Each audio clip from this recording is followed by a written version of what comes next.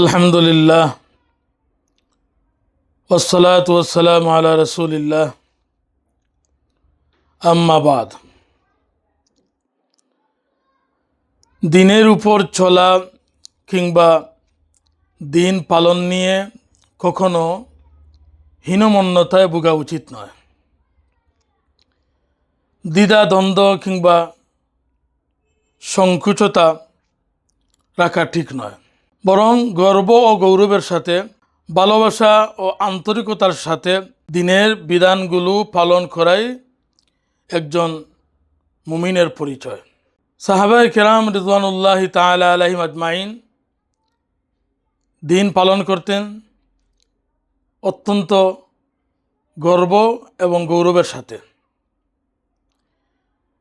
এ প্রসঙ্গে হাদিস শরীফের মধ্যে একটা ঘটনা বর্ণিত হয়েছে।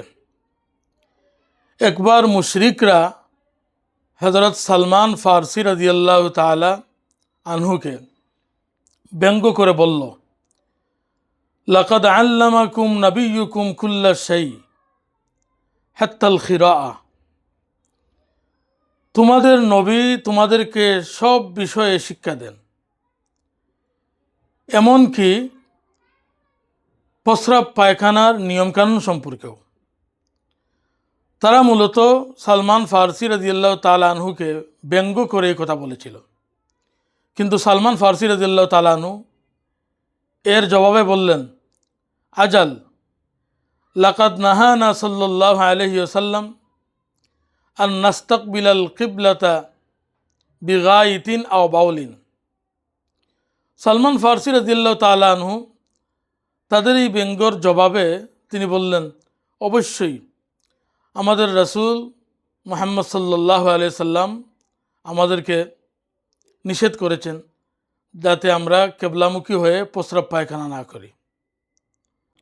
মূলত এখানে সালমান ফারসি রাদিয়াল্লাহু তাআলা আনহু ইসলাম যে একটা পরিপূর্ণ ধর্ম এবং ইসলামের বিধিবিধান পালন করা যে গৌরবের বিষয়, সেটাই কিন্তু তিনি তাদের সামনে ফুটিয়ে তুলেছেন।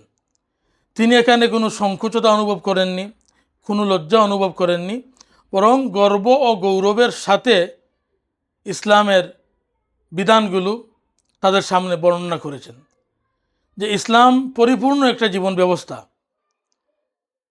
এখানে ছোট থেকে ছোট বিষয়, প্রত্যেকটা বিষয়ের সুস্পষ্ট নির্দেশনা ইসলামের মধ্যে দেওয়া হয়েছে। ছোট থেকে বড় সব ধরনের বিষয়, এমন কোনো বিষয় নেই যেটার সমাধান ইসলামে নেই। তাহলে যেই ধর্মের মধ্যে সব কিছুর সমাধান রয়েছে, সব কিছুর দিক নির্দেশনা দেওয়া রয়েছে, এই ধর্মের বিধিবিধানগুলো পালন করা অত্যন্ত গৌরবের বিষয়, গর্বের বিষয়। কারণ ইসলাম আল্লাহ রাব্বুল আলামিনের একমাত্র মনোনীত ধর্ম। যেমনটা আল্লাহ রাব্বুল আলামিন কুরআনুল কারীমের মধ্যে বলেছেন, ইন্নাদ-দীনা ইনদাল্লাহিল ইসলাম। নিশ্চয় আল্লাহর কাছে গ্রহণযোগ্য একমাত্র দিন হলো, ধর্ম হলো, জীবন ব্যবস্থা হলো ইসলাম। ওয়ামান ইয়াবতাগি গায়রাল ইসলামি দীনান ফালান ইউকবালা মিন। যে কেউ ইসলাম ছাড়া অন্য কোনো দিন, অন্য কোনো ধর্ম গ্রহণ করতে চাইবে, গ্রহণ করবে, তার সেই দিন ধর্ম কখনো কবুল করা হবে না, গ্রহণ করা হবে না। এইভাবে আল্লাহ রাব্বুল আলামিন ইসলামের শ্রেষ্ঠত্ব ও মর্যাদার কথা কুরআনুল কারীমের মধ্যে তুলে ধরেছেন। তাহলে আমরা বুঝলাম যে আমরা দিনের বিধিবিধানগুলো পালন করব অত্যন্ত মহব্বতের সাথে, এশক ও গৌরবের সাথে, এবং এতে মনের মধ্যে কোনো দ্বিধা সংকোচ রাখব না। আজকাল আমরা দেখি অনেক দিনদার মানুষও কখনো কখনো দিনের কোনো বিধান পালন করতে গিয়ে সংকুচতা অনুভব করেন। যেমন এমন কোনো পরিবেশে তিনি অবস্থান করছেন যে পরিবেশের সব মানুষেরা বাম হাত দিয়ে পানাহার করছে, তো সবাই বাম হাত দিয়ে পানাহার করছে, তো তিনি সেখানে কিভাবে ডান হাত দিয়ে পান করবেন এটা নিয়ে তিনি সংকুচতায় ভোগেন।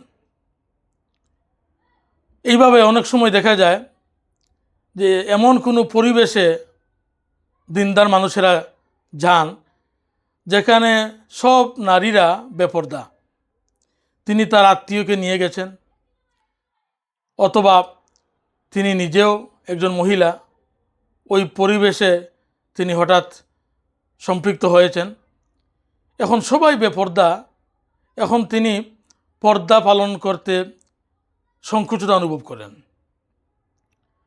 এভাবে দেখা যায় যে এমন পরিবেশে কখনো দিনদার মানুষেরা যুক্ত হন যেখানে কেউ নামাজ পড়তেছে না এবং নামাজ পড়ার পরিবেশও সেখানে নেই। এখন তিনি নামাজ পড়তে সংকুচিত অনুভব করেন। আসলে এটি অত্যন্ত দুঃখজনক বিষয়। একজন মুসলমানের জন্য গর্ব, গৌরব এবং মর্যাদার প্রতীক হলো ইসলাম। ইসলামের বিধানগুলো আপনি প্রাণ ভরে মন খুলে গৌরবের সাথে আদায় করবেন। এখানে কোনো হীনমন্যতা কাজ করবে না, এখানে কোনো সংকুচতা আপনি অনুভব করবেন না। আপনি বরং ওই পরিবেশকে ইসলামী পরিবেশ বানিয়ে ফেলবেন। সবাই বাম হাতে পান করুক, আপনি ডান হাতে পান করবেন এবং দেখিয়ে দিবেন ইসলামের শ্রেষ্ঠত্ব, যে ইসলামে যে সব বিষয়ের নির্দেশনা দেওয়া আছে, ইসলামের সেই বিষয়টা আপনি তাদের সামনে জানিয়ে দিলেন।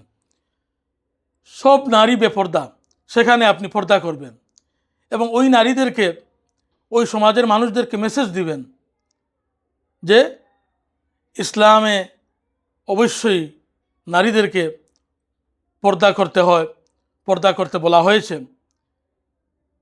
এই পর্দা আমার সম্ভ্রম এবং আভিজাত্যের প্রতীক, আমার সম্মানের দৃষ্টান্ত।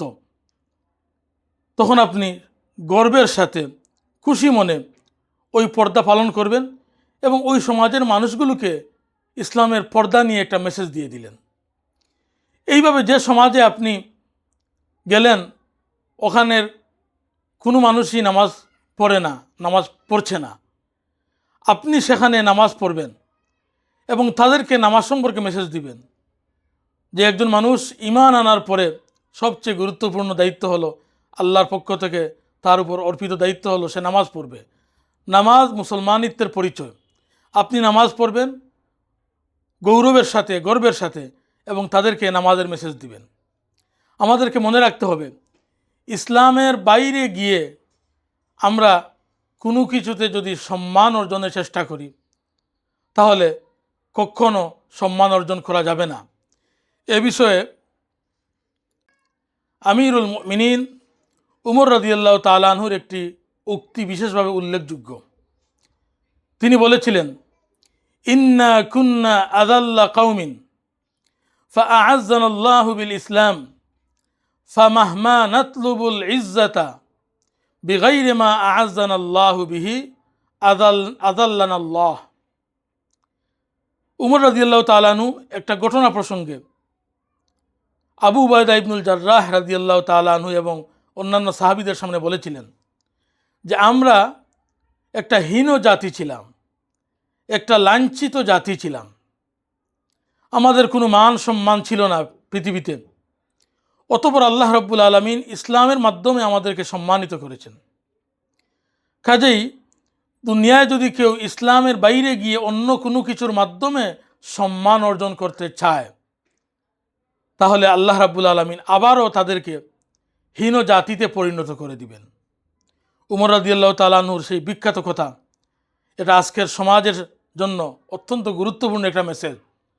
আমরা সব কিছুতে ইসলামের বাইরে গিয়ে সম্মান অর্জন করতে চাই, ইসলামের বাইরে গিয়ে আমরা শ্রেষ্ঠত্ব অর্জন করতে চাই, কিন্তু এটা কশ্চিনকালেও সম্ভব না।